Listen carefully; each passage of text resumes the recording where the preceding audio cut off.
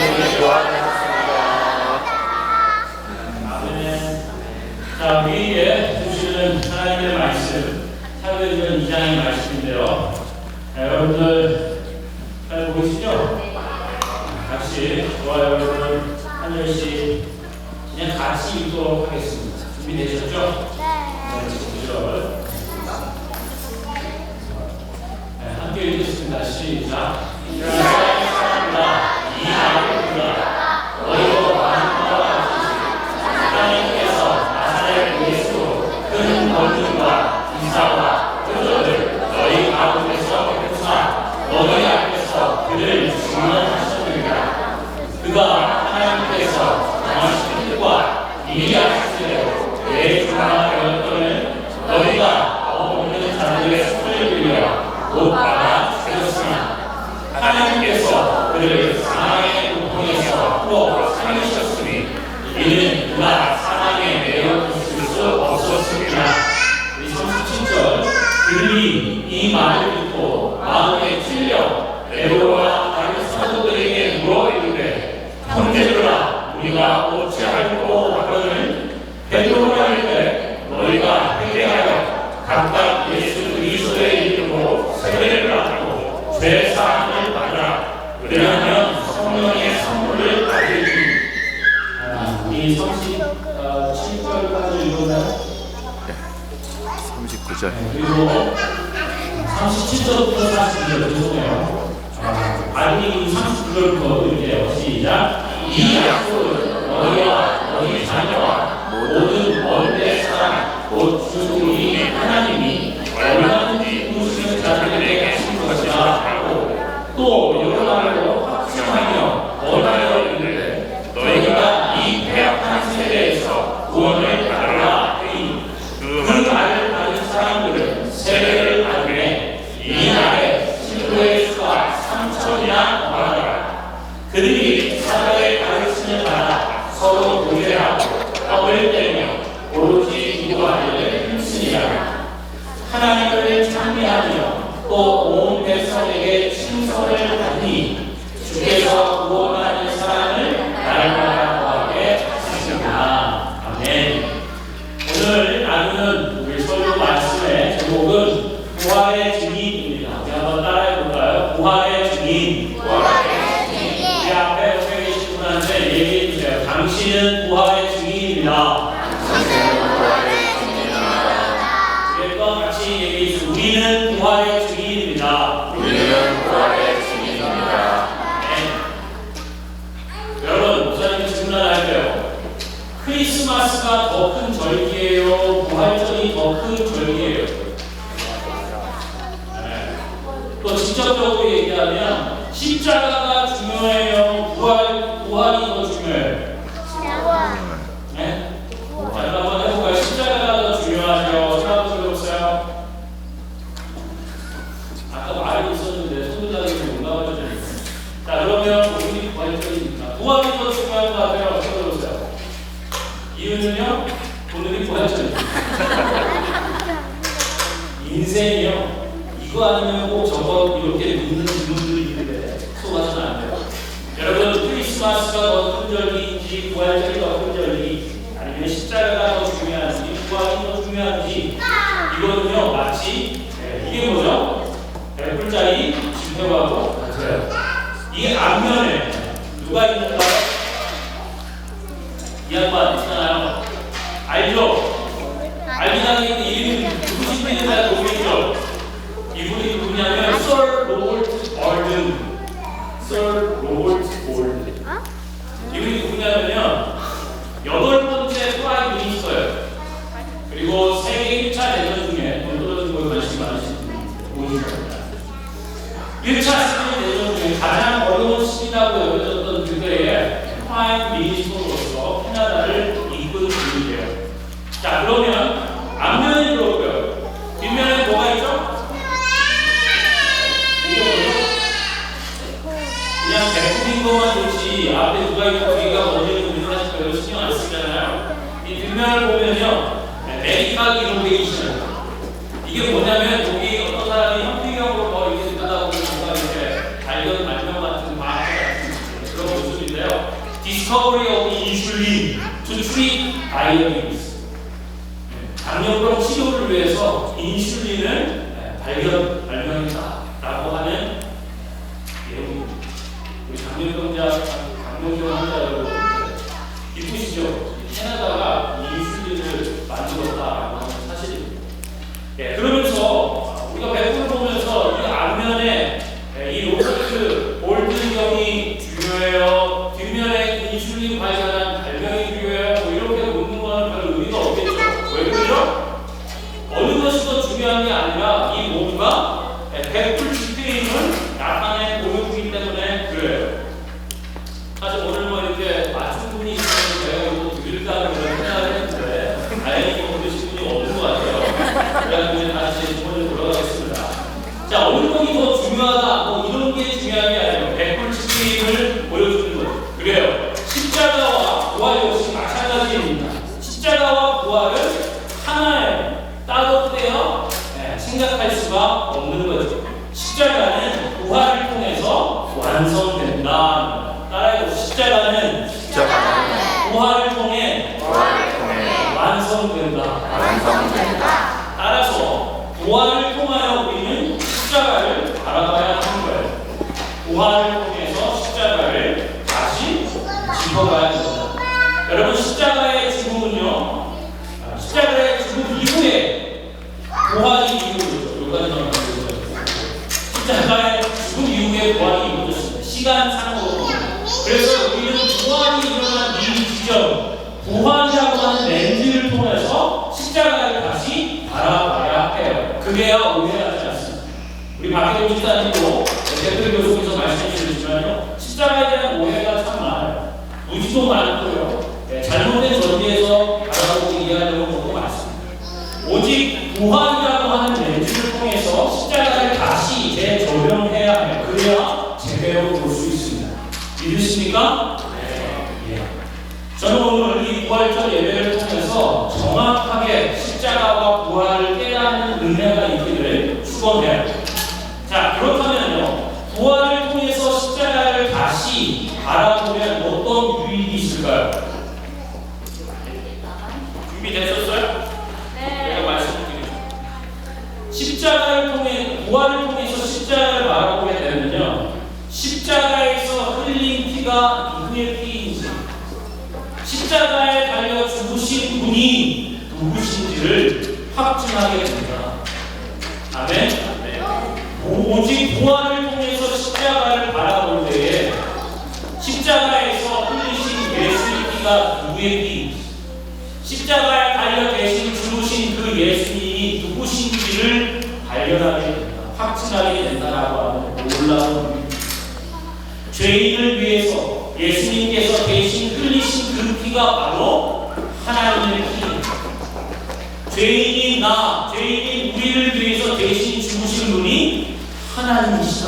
할렐루야. 라고 하는 사실을 보게 되는 거예요. 부활으로 이것을 확증해 줍니다. 오늘 우리가 보는 말씀들을 통해서 함께 짚어보기 원하는데요. 사도행전 1장 3절의 말씀을 제가 읽어드립니다. 그가 고난받으신 후에 십자가를 얘기하는 거예요. 십자가에 죽으신 이후에 또한 그들에게 확실한 많은 증거로 친히 살아계심을 나타내시고 40일 동안 그들에게 보이시며 하나님 나라의 일을 말씀하셨다라고 사도행전 1장 3절 말씀, 그러니까 사도행전 시작의 말씀이 이것을 증언해 주고 있어요. 친히 살아계심을 나타내셨어요. 그리고 40일 동안, 무려 40일 동안 그들과 함께 하셨고요. 그들에게 나타나 보이신 분 아니라 하나님 나라의 일들을 말씀해 주셨다라고 하는 증언입니다. 부활을 경험한 사람들이 예수님이 다시 살아나셔서 그 부활의 몸으로 함께 하시며 먹고 마시며 밥을 지어주시고 생선을 부어주시며 낭망한 믿음과 신앙의 일들을 다시 일으켜주시는 하나님 나라의 일들을 무려 40일 동안 행해 주셨다라고 성경이 기록하고 있습니다. 많은 사람들이 이것을 경험했다라고 말씀하고 있습니다. 그리고 베드로의 설교가 이어지는 거예요. 그것이 사도행전 2장의 말씀입니다. 22절의 말씀을 보면서 이렇게 베드로가 설교해요. 이스라엘 사람들아, 이 말을 들어라. 너희도 아는 바와 같이 하나님께서 나사렛 예수로 큰 권능과 기사와 표적을 너희 가운데서 베푸사 너희 앞에서 그를 증언하셨다라고 말씀합니다. 여러분, 이런 부활하신 예수님을 경험했어요. 부활하신 주님과 함께 그 길을 걷고 주님과 함께 먹고 마시며 주님이 다가와 일으켜 주시는 일들을 경험한 거예요. 부활한 주님을, 예수님을 체험한 이후에 베드로가 이렇게 설교해 주는 거예요. 너희도 아는 바와 같이. 야, 너희도 경험했잖아. 주님이 그곳에서 부활하셔서 우리와 함께 하신 것 너희도 경험했잖아. 너희가 보며 체험했던 것 그 아는 바와 같이 경험된 부활을 통해서 다시 십자가의 구원을 조명해 주는 거예요. 예수 그리스도의 십자가 그 고난당함과 죽음의 의미가 무엇인지를 부활하신 주님과 함께 짚어주는 거예요. 십자가의 구원을 재조명해 주는 거죠. 주님께서 다시 사랑하시지 않으셨냐라고 말씀해 주는 거죠. 이어서 32절에 이렇게 말씀해요. 하나님께서 예수 그리스도 우리 주 예수님을 증언하셨다라고 해요. 무엇을? 부활하십니다. 부활이라고 하는 있을 수 없는 죄와 사망의 권세와 죽음의 일들을 멸하고 이기신 이 유일한 사건을 통해서 하나님이 그리스도 예수를 참이라 증언해 주시는 거예요. 하나님께서 그리스도를 증언하셨다. 너희가 예수를 십자가에 못 박아 죽였지만 하나님께서는 예수를 사망에서 다시 살려내셨다. 할렐루야. 그 부활의 일들을 듣고 십자가의 일들을 다시 짚어주고 하나님께서 예수님을 살리셨다. 우리는 이것의 증인이다. 우리가 부활의 증인이다. 할렐루야. 이렇게 말씀하고 있습니다. 이어지는 37절의 말씀 보면 반응이 나오죠. 사람들이 반응하고 있어요. 하나님의 복음에 대해서, 이 기쁜 소식에 대해서 반응을 해요. 그것이 뭔가 37절에 보니 그들이 이 말을 듣고 마음에 찔렸다라고 얘기하고 있습니다.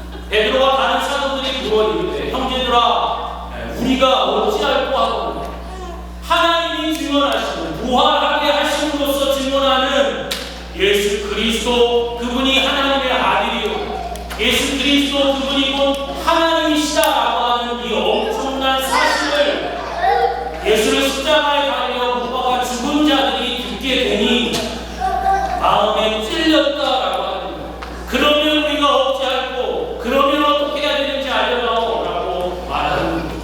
이것이 복음 앞에 선 죄인의 정당한 반응이에요. 이것이 복음 앞에 선 죄인이 나타낸 진실한 반응이라고 합니다. 무엇에 대한 반응? 하나님의 사랑과 하나님의 구원에 대한 죄인의 반응. 그러면 죄인인 우리를 위하여 대신 죽으신 하나님의 아들 곧 하나님 그 예수 앞에 그분의 사랑 앞에 우리가 어떻게 합니까? 그랬더니 이제 38절에 말을 주셨어요. 너희가 회개해라. 예수의 이름으로 세례로 침례를 받고 죄 사함을 받으라. 그리하면 성령의 선물을 얻으리라. 아멘. 여러분, 너희가 회개하라 하는 건데요. 뭘 회개해야 할까요? 무엇을 회개해야 할까요? 그래야 죄 사함을 얻고 성령의 세례와 은혜들을 받게 될 것인데 죄 사함을 받고 하나님의 자녀가 되는 그 권세를 얻게 될 것인데 무엇을 회개해야 하는가? 한번 따라해 보실래요? 예수를 믿지 않는 죄. 그게 죄의 본질입니다. 하나님의 아들 곧 하나님이신 예수가 사람의 몸을 입고 죄인들인 우리를 위하여 대신 십자가에 달려 죽으신 이 예수님, 하나님의 아들이시고 하나님이신 예수를 거절하고 믿지 않은 것이 죄다. 죄로부터 건진받기 위해선 유일한 한 가지 예수를 믿어야 하는데 예수를 믿지 않는 그 큰 죄의 본질 그것을 회개해야 한다라고 사도들이 가르쳐주고 있는 거죠. 너희가 회개하고 예수를 믿지 않는 그 죄를 자백하고 거기서 돌이켜 너희가 거절하고 너희가 버리고 너희가 못 박아 죽인 예수 그 이름으로 세 번 침례를 받으라. 그럴 때 죄사함을 얻게 된다라고 말씀합니다.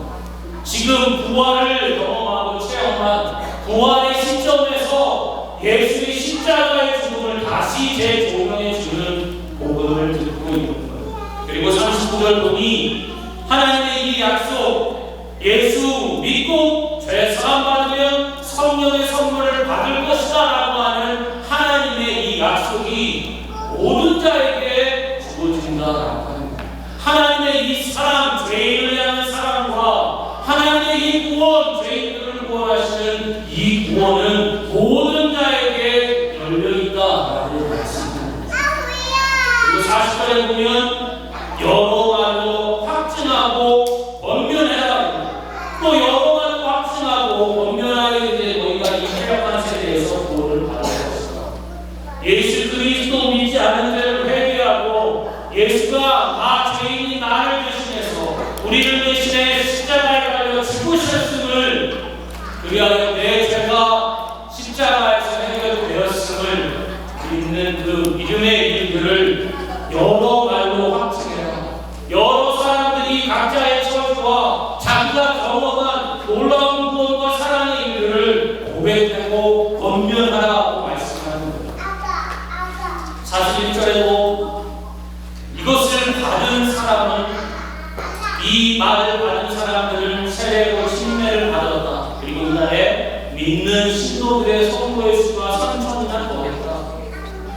이 말씀 앞에 꼬부라지는 것이고 이 말씀대로 믿고 예수 믿지 않은 자를 회개하는 자들에게 죄사함과 하나님의 자녀들은 놀라운 천국의 잔치가 열렸다라고 말씀하고 있는 거예요. 42절 그러면 그들은 어떻게 살았는가? 새로 거듭난 자들은 하나님의 교회로서 태어난 자들은 하나님의 지체와 몸이 된 사람들은 사도의 가르침을 받아 서로 교제하고 떡을 떼고 오로지 기도하기를 힘썼으며 하나님의 교회 곧 구원받은 하나님의 백성 성도들은 하나님을 찬미했고 또 온 백성들에게 칭송을 받았으니 이를 통하여 하나님께서 주님께서 구원받는 사람을 날마다 더하게 하셨다고 말씀하고 있습니다. 이것이 오늘 부활절 우리가 다시 부활을 통하여서 십자가의 의미를 되짚어보는 오직 부활을 통하여서 십자가의 그 의미를 온전히 완전하게 깨닫게 되는 말씀들을 살펴보는 겁니다. 여러분 정리하면 이것입니다. 부활하심을 통하여서 우리는 무엇을 확증받는가? 십자가에서 흘리신 예수의 피가 하나님의 피랍니다. 왜요? 예수는 하나님의 아들이십니다. 곧 하나님이심을 죽음에서 다시 사시는 부활을 통하여 확증하셨기 때문에 그렇기 때문에 죄인을 위하여 흘리신 예수의 피는 곧 하나님의 피입니다. 죄인이나 죄인이 우리를 위하여 대신 죽으신 예수는 바로 하나님이시다. 하나님의 피가 우리 죄를 깨끗하게 하시고 하나님의 생명이 나를 부활로 살려내신다라고 하는 것이 오직 부활을 통과한 부활의 반짝과 면주로 십자가의 구속의 의미를 확증해 주십니다. 사랑하는 성도 여러분, 하나님이 우리를 위하시면 누가 우리를 대적해야 하고 하나님이 우리를 위하여 자신의 피를 쏟으시면 그 어떤 흉악한 죄라도 저의 문제가 해결되고 죄악과 사망과 죽음의 권세가 깨어질 수밖에 없는 거예요. 죄인이 나와 우리를 위하여 대신 죽으신 이가 어느 한 청년 정치적 혁명을 꿈꾸는 자의 죽음이 아니라 바로 하나님의 죽음이었다라고 하는 사실 앞에 그 어떤 것도 우리의 구원을 흔들 수 없는 줄 믿으시길 바랍니다. 자, 보아는 이렇게 놀라운 것들, 곧 예수님의 피, 그것은 우리를 위한 하나님의 피였고, 예수님이 대신 죽으신 그 죽음은 하나님께서 죄인을 위하여 친히 죽으신 하나님의 죽음이었다. 그리고 그 죽음에 머물러 있는 게 아니라 죽음과 사망의 권세를 깨고 다시 사신 하나님의 권능이고 하나님의 확증이다 라고 하는 사실, 그것을 붙잡고 있어야 하는 것입니다. 자, 40절에 뭐라고 얘기했죠? 여러 말로 확증해라, 여러 말로 권면해라 라고 할 수 있어요. 이 권면, 확증은 간증입니다. 그리고 침례받는 이 지체들의 침례의 간증입니다. 예수가 그리스도, 나의 주, 나의 하나님, 내 죄를 대신하여 죽으신 하나님이심을 믿고 대사함받고 하나님의 자녀가 된 이 구원의 고백을 교회의 지체로서 여러 말로 확증하며